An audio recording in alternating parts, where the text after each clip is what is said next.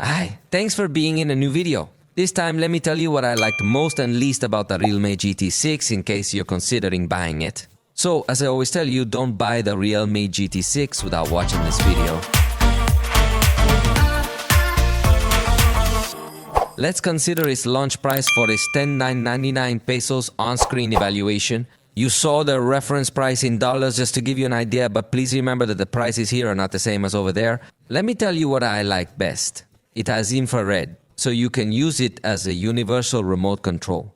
This is a feature that is still surviving the years, but not all manufacturers integrate it. The screen comes protected with Gorilla Glass Victus 2. This level of protection is usually found on much more expensive devices, so don't drop it on the floor. But if you do drop it, I think you have a little better chance of it surviving. The screen is exaggeratedly good. It's got OLED technology, LTPO technology, Pro XDR technology, all the technologies you want. Even the natural hue feature to balance the white color temperature of the screen with the white color temperature of the environment. It's an exaggeratedly good display. The selfies are also up to par with what you would expect even on a high-end device. It delivers very well. It also has the ability to take pictures in RAW and RAW Plus with the rear camera.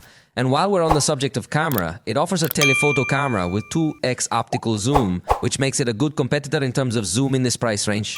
But above all, this telephoto camera is put to good use in portrait photography, which gives you a 50mm perspective, so it looks like a much more professional portrait than traditional portraits on smartphones. As for video, it supports HD slow motion at 480 frames per second. While this is not such a high resolution, it does offer us a very attractive slow motion. Even with the front camera, you can record using portrait mode, which is quite curious and positive. It also integrates many options through software, and most of them are useful. It has a sidebar to open applications in floating window. It also integrates options to control the device with gestures in the air that do work, and some attractive options in photo editing. It also integrates quite a few security options, such as an app lock. Private Safe also brings kids mode in collaboration with Avast or Avira to not rely only on Google Play Protect. So overall, the software comes with good options. It also includes a 120 watts charger in the box. It's brutal.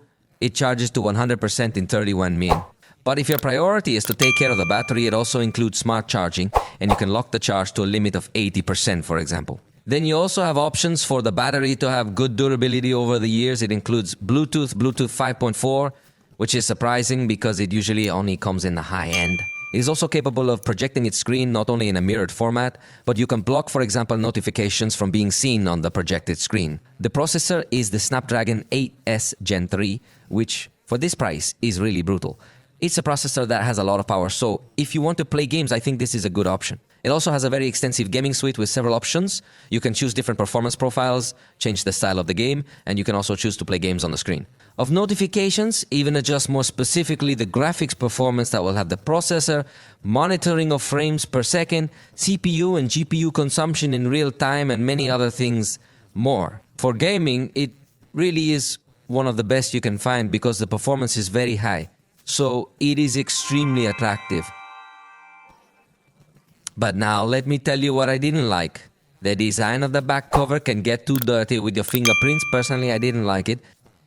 Portrait selfie photography is not that advanced because it doesn't keep the subjects in focus, so it doesn't look that professional, but rather artificial. When you have zoom scenes, the dynamic range starts to get lost quite aggressively, so it's not so recommended to use, for example, the 4x zoom in backlight, and the one-handed mode only zooms in on the elements on the top, but not on the side. So personally, it's a mode that I don't like.